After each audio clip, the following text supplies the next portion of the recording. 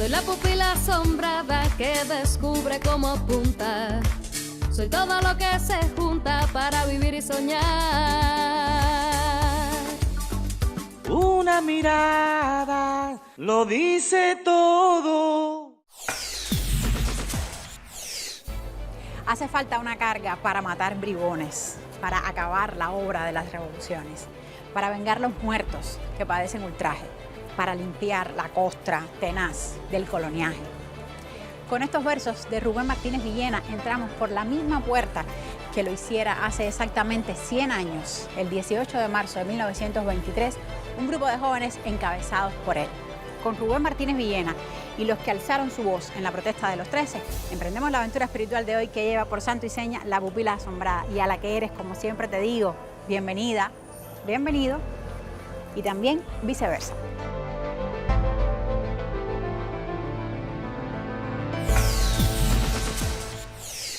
En 1921, Menocal entrega la presidencia al tantas veces aspirante a la presidencia que nunca lo lograba, a tal punto además que se puede decir aquello además de que en la tumba iba a decir: aquí yace Alfredo Zayas Alfonso, futuro presidente de Cuba. Al fin toma posesión del poder aquel abogado que no pudo serlo aspirando contra Tomasito, que no pudo serlo aspirando contra Menocal, y que al fin y al cabo llega a la presidencia. Es un abogado que había sido autonomista, que pasó a ser independentista y que al fin y al cabo se apodera de la presidencia porque va a poder colocar a toda la familia, al que no es como presidente de la renta de la lotería, que era una de las grandes fuentes de robo de la isla, como vicedirector, y si no como ministro de Educación a su hermano, y así a toda la parentela de Alfredo Zayas, la coloca en cargos de poder con cargos muy bien pagados. Es indiscutiblemente la república de los generales y los doctores. Como un gran novelista cubano le llamó a uno de sus novelas, Generales y Doctores.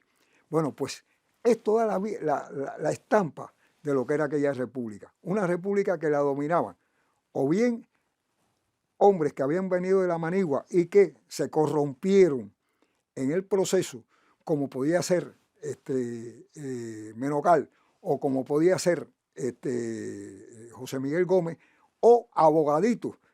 Además, por cierto, voy a decir, este era poeta, historiador, no malo, pero indiscutiblemente, y era un hombre ilustrado, pero indiscutiblemente era también un ladrón. Menocal, el gobierno del general Mario García Menocal, sobre todo en su segundo mandato, fue muy represivo, tan dictatorial, que prácticamente el terror paralizaba muchas acciones políticas. A diferencia de Menocal, Zayas tenía una estrategia de política mucho más libre. Él era una persona muy culta, era un cínico, para decirlo rápido y pronto, y por lo tanto él sabía que la protesta social no iba a entorpecer su gestión de gobierno, y por lo tanto él se vanagloriaba de permitir una diversidad de opiniones que no aceptaba el caso del general Mario García Menocal. En 1923, todavía bajo el gobierno de Zayas, se produce la protesta de los 13, encabezada por Rubén Martínez Villena. Es decir, hay un negocio muy turbio bajo Zayas, que es otro de los cambios feroces de la época, la compra del convento de Santa Clara por 2.300.000 pesos, cuando en buena técnica no valía más allá de 1 millón.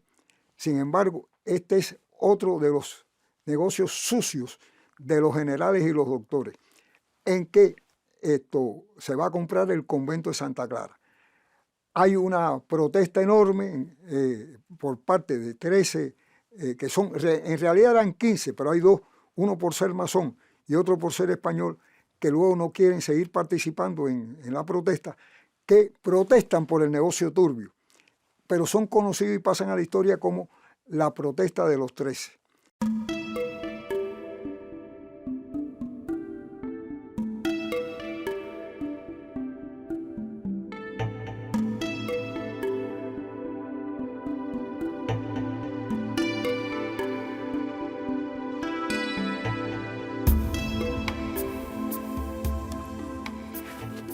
Qué buen lugar para encontrarnos. Extraordinario lugar.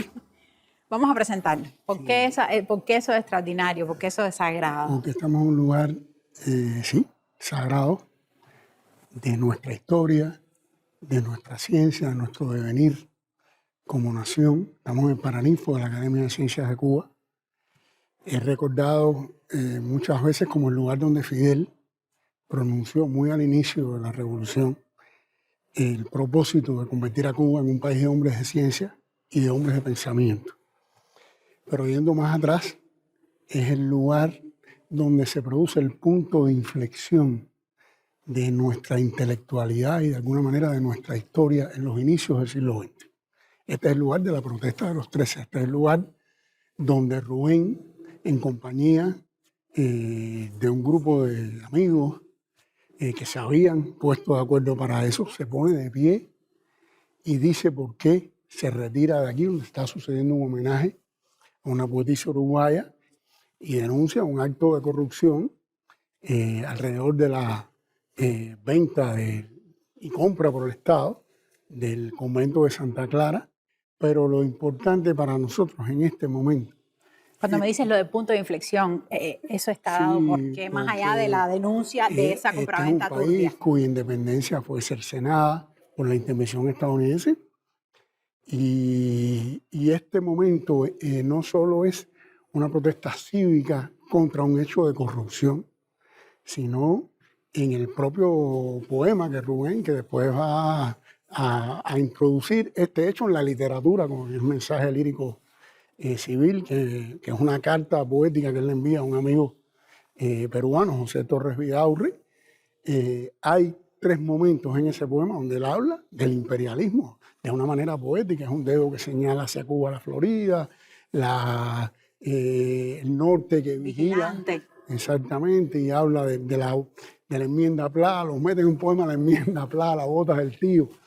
Y eso va a ser una constante después en la vida de Rubén y de los participantes en esta protesta, en la misma medida que ese accionar del mismo Rubén se va radicalizando, se van decantando y van quedando los más cercanos a Rubén, José Antonio Fernández de Castro, que lo acompaña en la aventura del movimiento de veteranos y patriotas, y van allá a Estados Unidos a entrenarse como pilotos para una acción militar. Talet, José Zacarías Talet, que también sobrevive a la época de la Revolución, y Marinelo, que es un intelectual fundamental de nuestra historia, de nuestra cultura, y que como que enlaza esos momentos. Hay un artículo extraordinario también de Marinelo en Bohemia, cuando se cumplen los 50 años de la protesta. Yo creo que es el relato más completo, aunque hay muchas referencias. Está el primer artículo aquel del momento de Ramiro Guerra en el Diario de la Marina, y está, pero sobre todo este de Marinelo, porque hace una conexión con nuestras luchas posteriores y hace una descripción de Rubén. Sí, es cinematográfico lo que cuenta Marinelo de Rubén en este lugar, parado en este lugar. Apolíneo, son adjetivos, bueno, con la belleza de la escritura, de la prosa de Marinelo, pero es algo realmente estremecedor. Y creo que venir aquí en días como estos, ¿no? También nos marca es obligado y es esperanzador. Así mismo, que siempre nos acompaña ese espíritu rebelde, esa idea de que es lo que yo creo que marca el momento, porque protestas contra la corrupción, protestas contra un actos indecentes de la política que eran muy normales en esa época en nuestro país. Puede haber muchas, pero que vinculen eso con un problema estructural de la sociedad y con su relación con el imperialismo.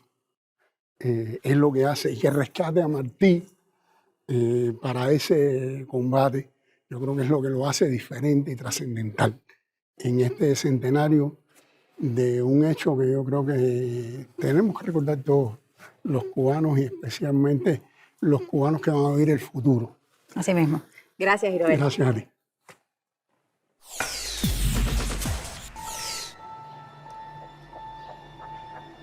Convocado por el Club Femenino de Cuba, el 18 de marzo de 1923, el Paraninfo de la entonces Academia de Ciencias Médicas, Físicas y Naturales de La Habana es escenario de un homenaje que se le ofrece a la escritora y pedagoga uruguaya Paulina Luisi. Erasmo Regueiferos, secretario de Justicia en el gabinete del presidente Alfredo Zayas, es el encargado de presentar a la distinguida visitante. Justo cuando va a empezar su discurso, varios jóvenes allí presentes se ponen de pie e interrumpen el acto. A nombre del grupo, toma la palabra Rubén Martínez Villena para expresar la repulsa de la juventud cubana ante la fraudulenta compra del convento de Santa Clara por parte del gobierno, cuyo decreto de adquisición había sido firmado días atrás por el propio Regueiferos. Era la posibilidad entonces de hacer un acto de, pudiéramos llamar, de civismo. Y ellos entonces aprovechan, le piden permiso muy correctamente a la doctora Luisi y le dicen a Regueiferos, en lenguaje de hoy diríamos, usted es sencillamente una persona deshonesta. Y entonces denuncian que están en contra de la compra del convento de Santa Clara y se retiran.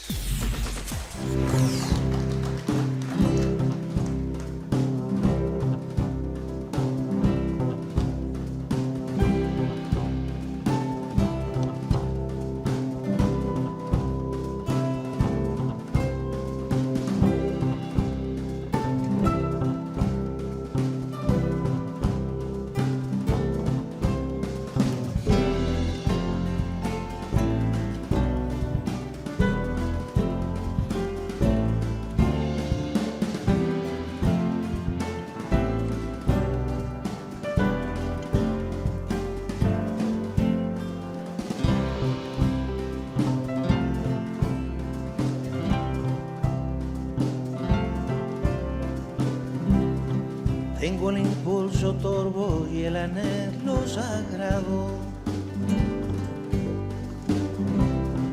de atisbar en la vida mis ensueños de muerto. Con la pupila insomne y el párpado cerrado, ya dormiré mañana con el párpado abierto. Oh, mi ensueño vanamente me exaltas. Oh, el inútil empeño por subir donde subes. Estas alas tan cortas y esas nubes tan altas. Y estas alas queriendo conquistar esas nubes.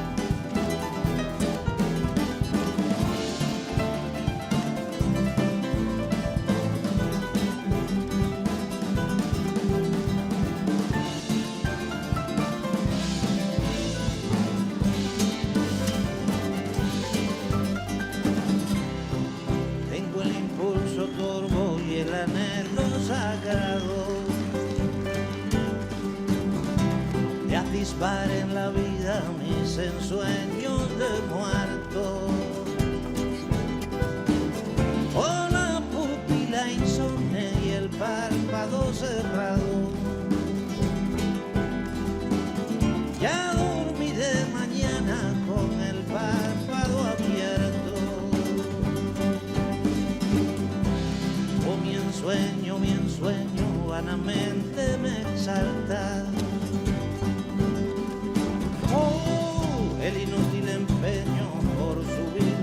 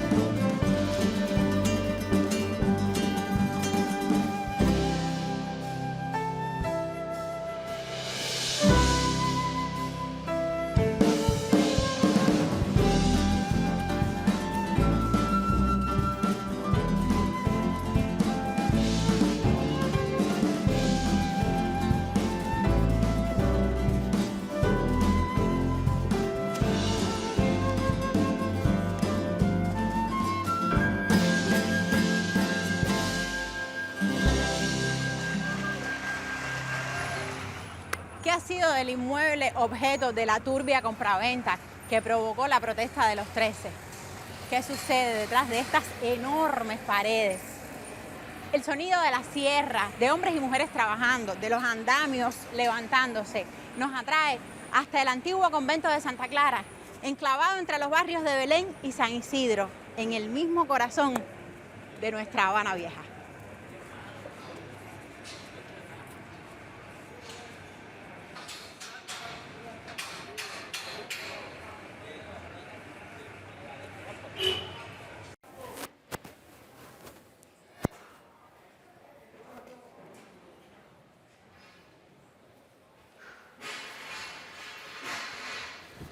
¿Qué tal, Buenos días, profe? Karen. Qué bueno verlo. Igualmente, bienvenida. Muchas gracias por recibirnos. Estamos en el convento de Santa Clara, bueno, el antiguo convento de Santa Clara, y conversamos con su director, Mario González. Yo quiero ir para atrás en el tiempo, profe. Vamos atrás. Vamos a explicar este lugar antes de la protesta de los 13, antes de todo ese siglo XX, donde lo ubicamos su nacimiento. De todas maneras, te quería decir algo. Te estamos recibiendo en un espacio que está en obra. Vamos a ir al museo, que fue una inspiración de Eusebio, o sea, fue cuando se hizo las celebraciones por el 5º centenario. La conferencia de prensa se dio aquí, se inauguraba el Capitolio y al mismo tiempo se inauguraban las obras de recuperación de Santa Clara. Era como que el resurgir de este espacio. Y para eso se decidió iniciar con este pequeño museo, donde vamos a estar conversando de toda la historia del lugar.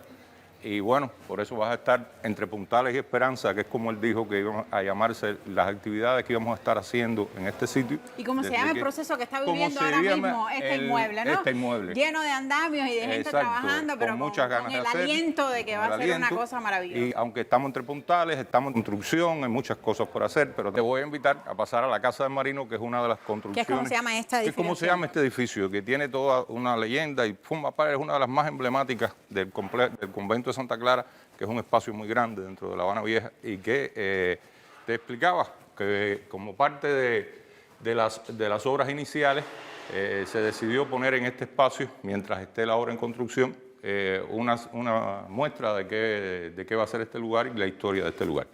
Bueno, Santa Clara es un sitio de particular importancia e incluso simbolismo dentro de la historia de Cuba.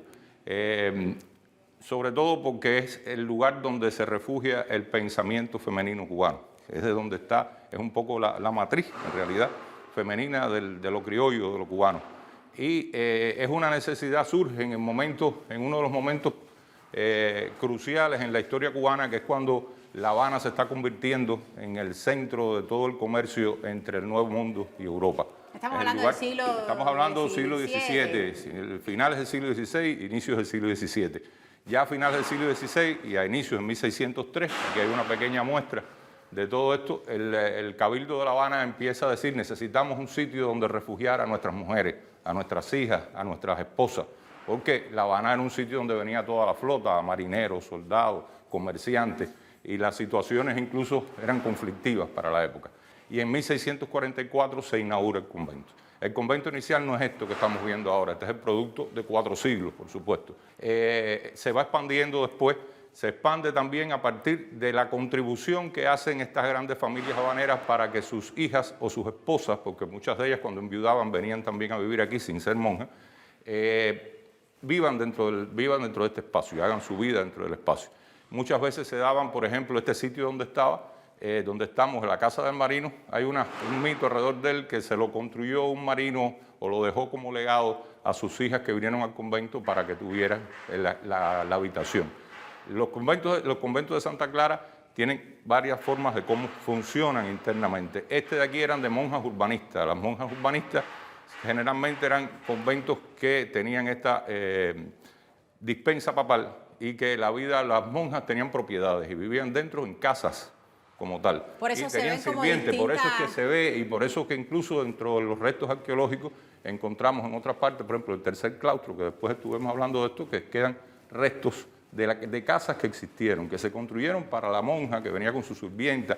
Hay que pensar, por supuesto, que eran mujeres de las grandes familias de los potentados de la época, de las personas que tenían el poder adquisitivo para estar aquí. Y venían aquí con sus criados, con sus esclavos, y hacían la vida conventual, pero dentro de ese sistema. Hay hechos significativos, por ejemplo, cuando la toma de La Habana por los ingleses, en 1762, que él es la primera vez que las monjas salen del convento, son obligadas a salir. Después, en el siglo XIX, bueno, el convento va creciendo. Llegó un momento que este lugar lo habitaban más de 300 mujeres, con las monjas, que eran alrededor de 150, 200, y todas las sirvientas que vivían con ella. En el convento viene, en un momento determinado, de niña, a vivir la condesa de Merlín, María Mercedes de Santa Cruz.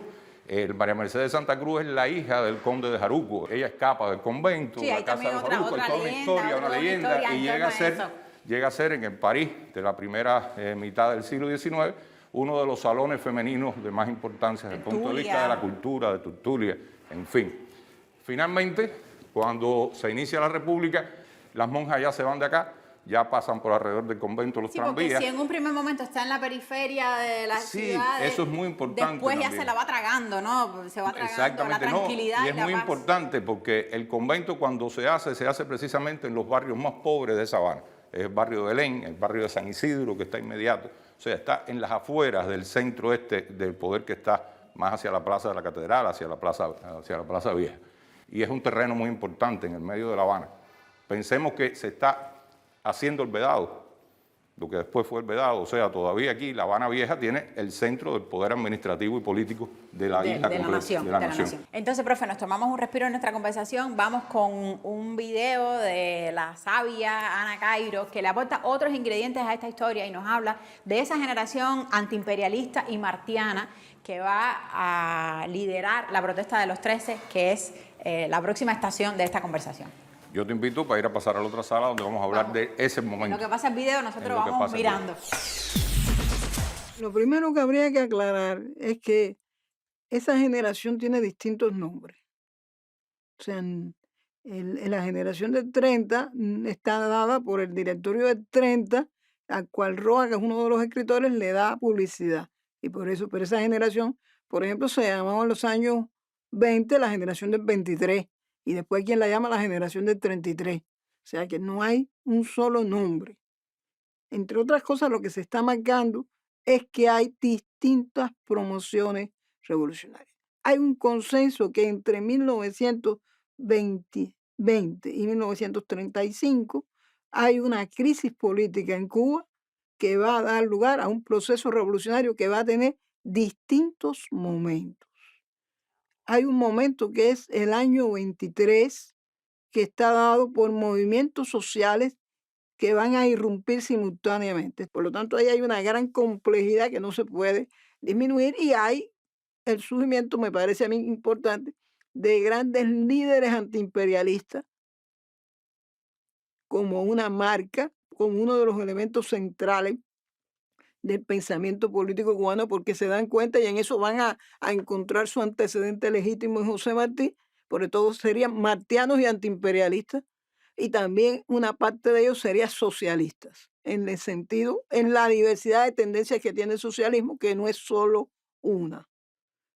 Pensar que el movimiento socialista y el movimiento comunista son movimientos que se pueden reducir a una tendencia es totalmente equivocado. Por lo tanto, usted se va a encontrar a un antiimperialista socialista como Antonio Guitera, que no tiene nada que ver con la tradición de la Internacional Comunista, no cree que esa pueda ser la solución. Usted se va a encontrar a un líder antiimperialista, socialista, con contradicciones con la Internacional Comunista, como puede ser Mella o como puede ser Rubén Martínez Villena. O sea, todos ellos tienen contradicciones que tienen que ser estudiadas puntualmente. Rubén Martínez Villena fue íntimo amigo de Mella. Mientras vivió Rubén, Mella estuvo vivo y ahí está el hecho de que las últimas palabras de Rubén, ya devorado por la tuberculosis, fue en el homenaje a las cenizas de Mella. O sea, Rubén llevó a Mella en sí como una imagen. Incluso lo defendió frente a acusaciones serias que hizo la Internacional y lo que se llamó la segunda muerte de Mella. Rubén es el que sale al paso de unas cosas que se publican en Nueva York. O sea, Rubén instaló a Mella también en la tradición del movimiento intelectual cubano. Está esperando su tranvía con traje a rayas, corte inglés, con su sombrero de pajilla.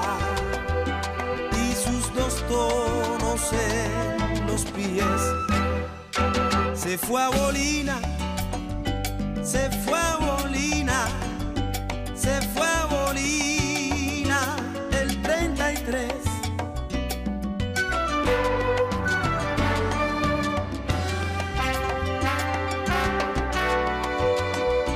Está quizás leyendo a Nervo, alguien tapó bien a Martí, temblando ante la cesantía, va zapateando el adoquín. Se fue a Bolina, se fue a Bolina, se fue a Bolina, pasaba así.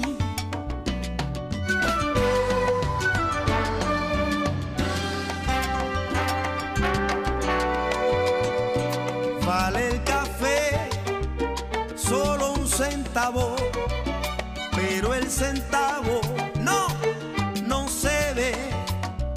Las vagas gotas van nadando derecho al norte cruel.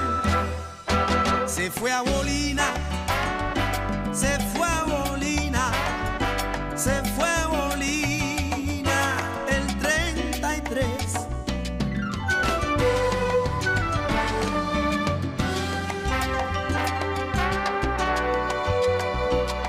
De todo lo que el aire lleva, se le quedaron en la piel solo los sueños que hubo en Pablo, en Julio Antonio y en Rubén, y lo demás se fue a Bolina, se fue a Bolina, se fue a Bolina, no volverá, no.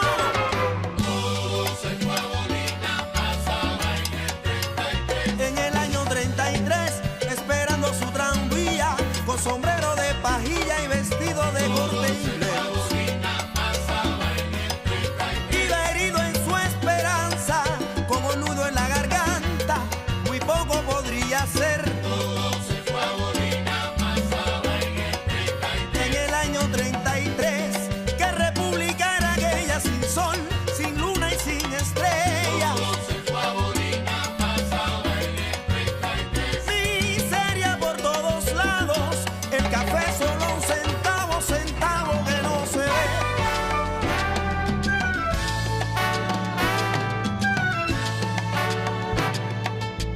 Se fue, ¿qué? Se fue a Bolina, se fue. Ay, eso se lo digo a usted. Se fue a Bolina, se fue. Que no regrese otra vez. Se fue a Bolina, se fue.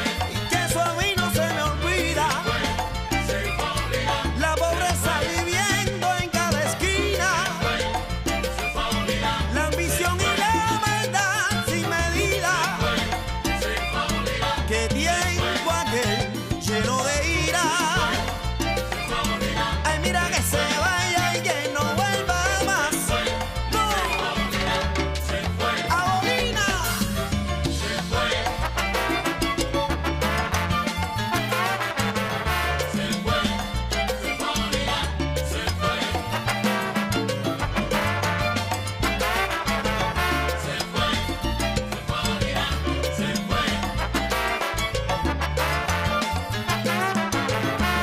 fue. Se fue a Bolina. Se fue.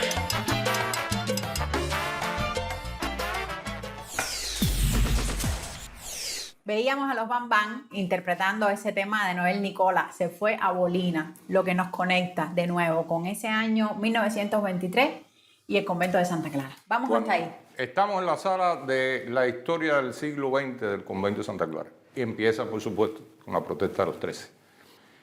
Se da el negocio y este grupo de jóvenes que se está nucleando alrededor de toda esta realidad, que además el centro es La Habana Vieja, es el lugar donde están los poderes del Estado, es el lugar donde está incluso demoliéndose edificios antiguos para construir bancos y para construir elementos de la infraestructura inmobiliaria del lugar, acorde a ese momento histórico que se está viviendo. Y es una Habana Vieja donde también está Rubén Martínez Villena. Es la Habana Vieja donde está Rubén Martínez Villena, está viviendo cerca de aquí. en un edificio que en los bajos es una escuela y encima está su padre y está la familia viviendo allá. Está también el bufete de Fernando Ortiz, en esta misma Habana Vieja. Fernando Ortiz es una de estas personalidades que viene poniendo esta bandera de la cubanidad, de la integración, de la racialidad. Todos estos jóvenes incluso forman parte de ese grupo que se nucleó alrededor de Fernando Ortiz, fueron sus secretarios, tuvo Rubén Martínez Villena, está también Pablo de la Torriente Bravo. Es un movimiento muy fuerte, incluso en estos alrededores de los que estamos acá, se visitan, se encuentran, hay lugares como el restaurante Lafayette, donde se encuentran entre ellos, está Marinelo está en eso. Se incorporan después personalidades de este tipo como Emilio Rodio Lucherri, nuestro primer historiador de la ciudad. O sea, hay un movimiento político muy fuerte y un movimiento también, como decíamos al principio, con varias posiciones políticas, pero todos tienen un denominador común en ese instante. Es un nacionalismo y es una manera también de ver el futuro de la nación desde las tradiciones criollas. La protesta de los 13, yo digo siempre que es un ejemplo para nuestros días, incluso de cómo afrontar una situación de este tipo que tiene matices muy fuertes, económicos, políticos, desde la cultura.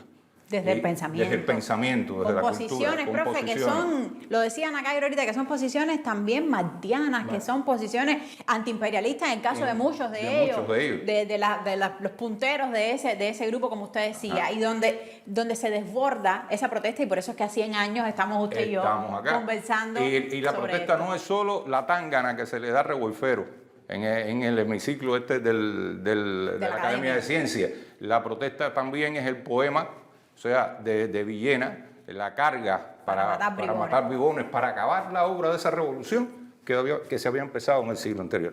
Entonces, pero además es lo que trasciende, cuando al cabo de los años nos enfrentamos a este hecho histórico, lo primero que viene es el poema de Villena, así tremendo. Bueno, la protesta llega a que el Estado cubano, en esa primera presidencia de Machado, decide que este lugar va a ser un edificio público.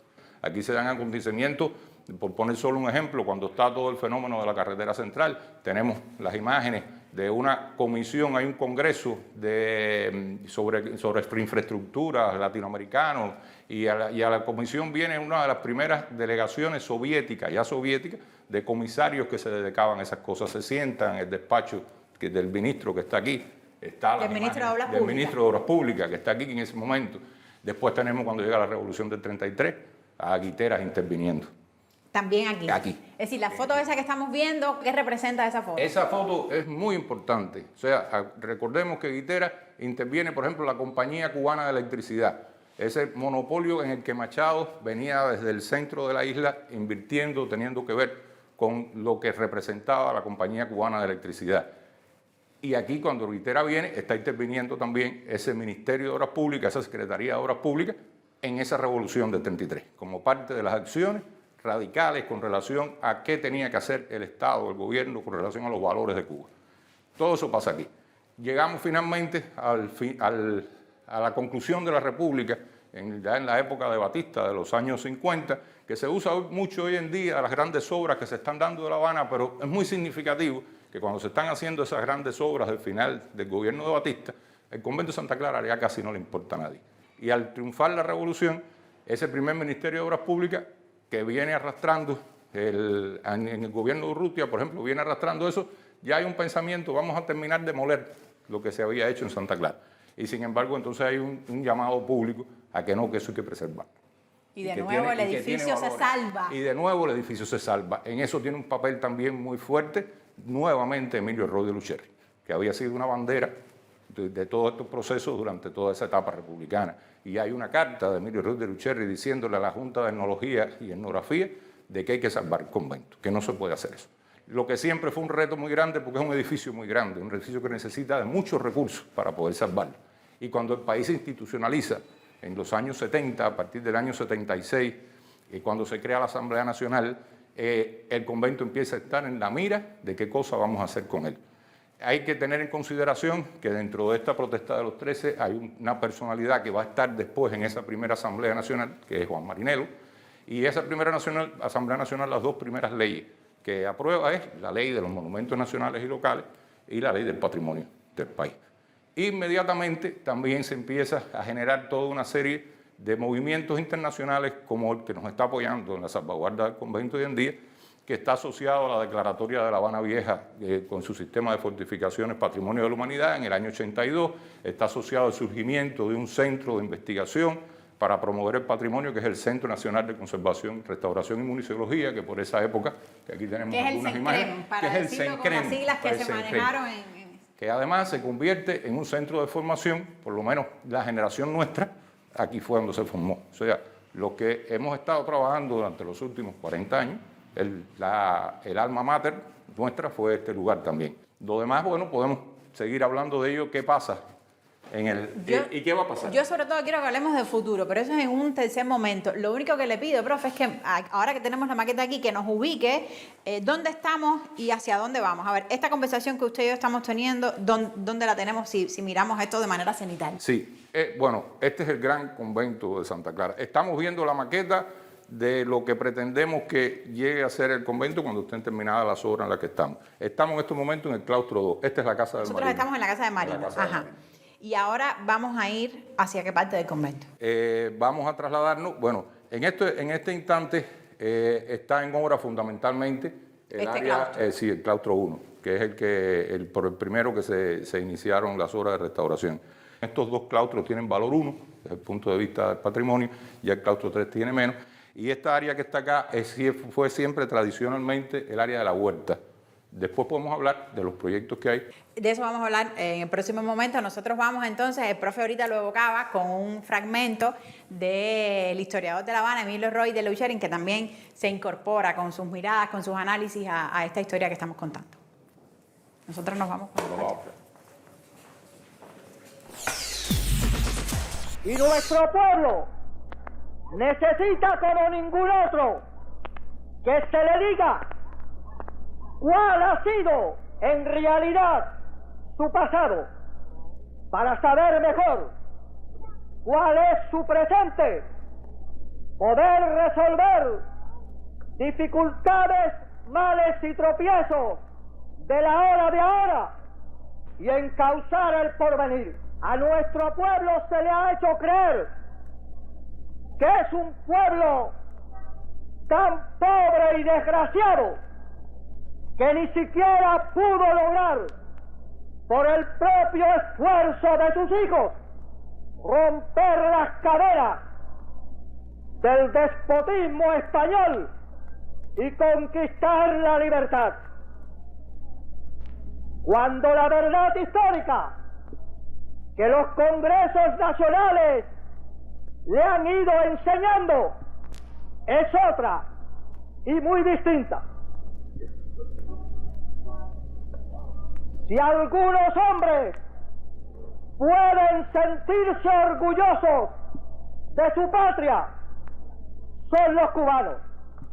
En el mundo, pueblo alguno que haya luchado como luchó el pueblo de Cuba durante cerca de 2 siglos por conquistar su independencia y su libertad, ofrendando el sacrificio de su vida, de su bienestar, de sus comodidades, de su posición social, de su fortuna, sin esperar recompensa alguna, sino simplemente por crear para ellos y para sus hijos y los hijos de sus hijos una patria de libertad, de cultura, de dignidad y de decoro. Las revoluciones, todas las revoluciones, tienen una dimensión cultural. Cosa que hay que entender.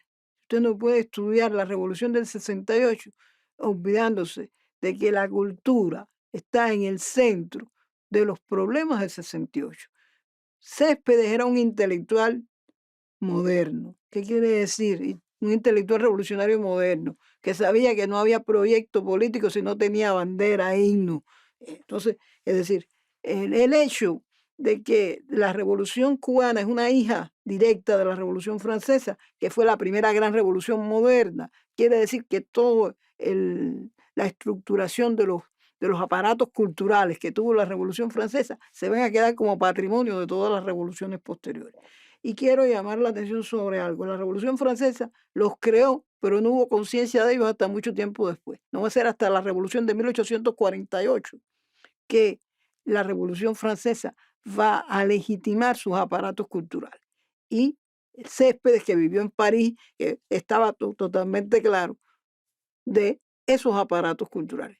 Por eso, Perucho Figueredo, todos ellos son intelectuales que están construyendo un proyecto cultural revolucionario. ¿Ya? Es inherente, no es cultura y revolución, sino en eso. Y eso, por supuesto, desde la revolución del 68 está totalmente incorporado. Las revoluciones en Cuba todas han sido modernas y actualizadas. Han utilizado los medios de comunicación, las estructuras artístico-literarias más importantes de su tiempo, y todas han tenido estrategias de difusión internas y externas. Es decir, son los aparatos culturales funcionando y dándole visibilidad a esa revolución.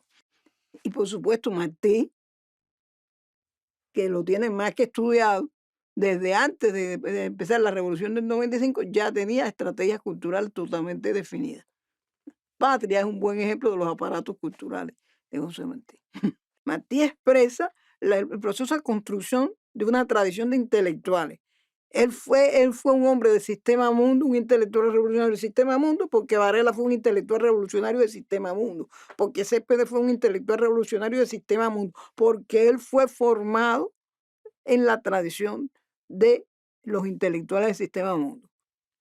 Esa escuela de Mendive es una escuela que está formada en la tradición de escuelas que creó José de la Luz y Caballero, que es el padre de la construcción de una pedagogía revolucionaria para formar los revolucionarios cubanos. ¿Ya? Porque para que haya revolución primero tiene que haber revolucionarios, y para que haya revolucionarios tiene que haber seres autoemancipados. Y esa es la tarea que tiene Luz desde que crea su escuelita en 1837-38 de Carraguao. Hay que crear los nuevos sujetos que van a hacer el cambio social.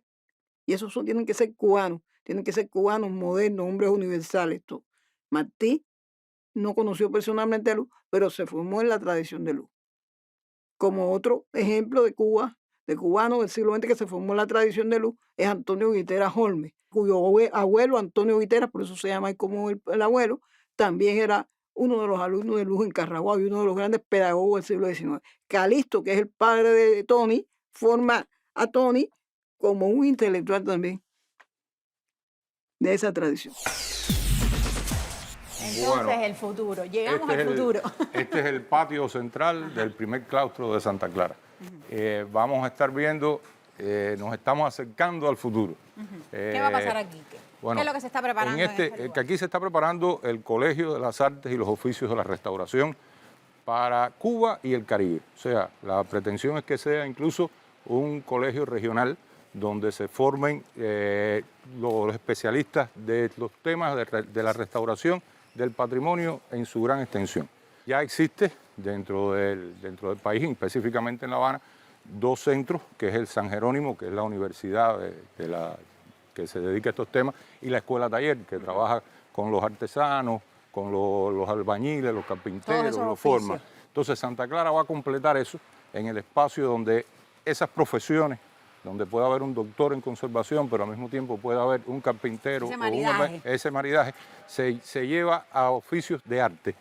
Entonces Santa Clara va a tener todas las condiciones para eso. En este sitio, incluso donde estamos, van a estar específicamente en el claustro 1, un gran salón de actividades que va a ser en lo que era la iglesia del convento, y las otras áreas que nos rodean van a ser talleres, van a ser aulas, van a ser laboratorios especializados. Específicamente en este donde estamos, estará el que está al sur, estaría la biblioteca y estará la mediateca. Es el gran centro de información que vincula este claustro 1 con el claustro 2, donde está el museo ya, y desde la información y de la comunicación con las nuevas tecnologías. Ya aquí se consideró en el proyecto la gran mediateca. La gran mediateca nos va a conectar con todas estas maravillas que tenemos aquí y las va a también expandir el trabajo que se hace, no solo para nosotros aquí, sino para el mundo entero. El convento tiene el claustro 3, y tiene lo que era la huerta. Usted me lo explicaba ahí en la maqueta. En la maqueta. El claustro 3 va a estar, aunque una parte van a ser también laboratorios y van a ser aulas, pero va a estar enfocado sobre todo al trabajo, a la gestión cultural con el entorno del convento.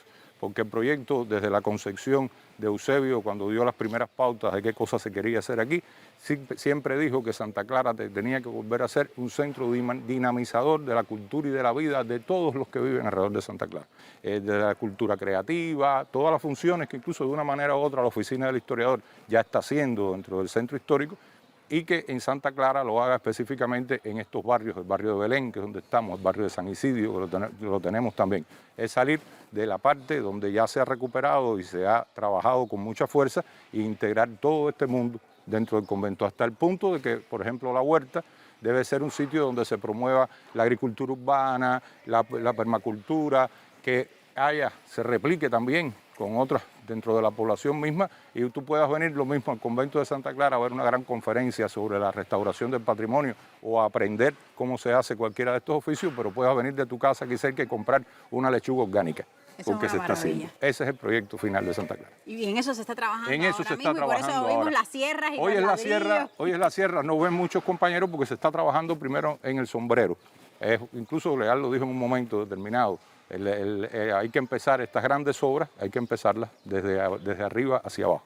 El año próximo, el 2024, es el 480 aniversario de la fundación del convento de Santa Clara. Hay sorpresas también para esa época. Estaremos aquí Los invitamos. para seguir estando al tanto de todas estas cosas que usted nos ha contado. Muchísimas gracias, profe. Gracias a ustedes por acompañarnos. Ha sido realmente un asombro. El título del programa, La pupila asombrada, cuando encontramos lugares así donde uno se asombra, no solo con la historia, no solo con el pasado, sino también con la capacidad de soñar, pues es una maravilla.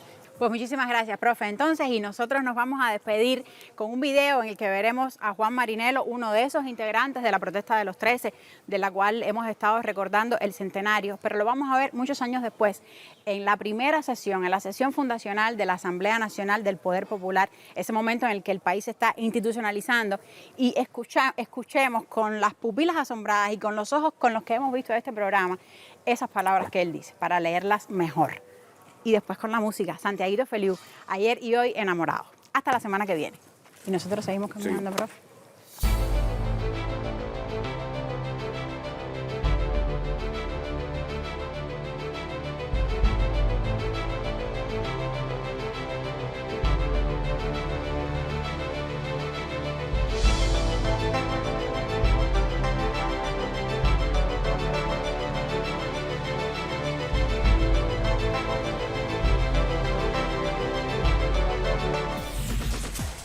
Un día escribió Lenin que el revolucionario tenía derecho a soñar. Se refería naturalmente al sueño que se afinca en el desarrollo presumible, en virtud de nuestros principios, de los grandes objetivos de nuestra lucha. Acogiéndonos a este derecho, y ante el origen y la composición de esta Asamblea Nacional del Poder Popular, y ante las circunstancias felices en que inicia sus trabajos, parece lícito imaginar que al final de su mandato sintamos el impulso de mudar los términos de nuestra divisa victoriosa y decir a los trabajadores y a los pueblos todos del mundo, estimando profundamente su solidaridad invalorable, patria o muerte, hemos vencido.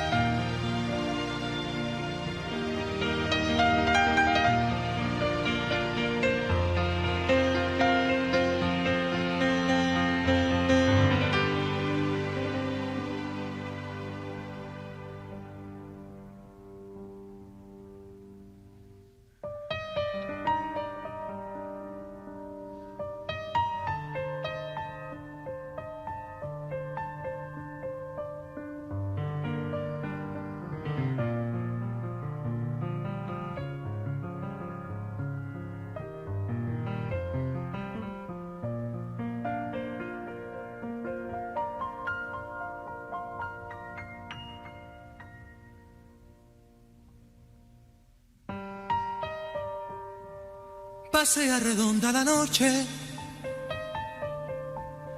pasea vagabunda y muda, y las palomas no se juntan, y las luciérnagas no hablan. Es triste tiempo de nevadas, aunque no caiga ninguna escarcha. Temblando van los corazones, desamparados en el hambre. Las calles son leones, devorando portales, desalojando el sueño, despidiéndolo del mundo. Y ahí está el enamorado, pidiéndole a la esperanza que su pecho no se inunde con el llanto de su tiempo.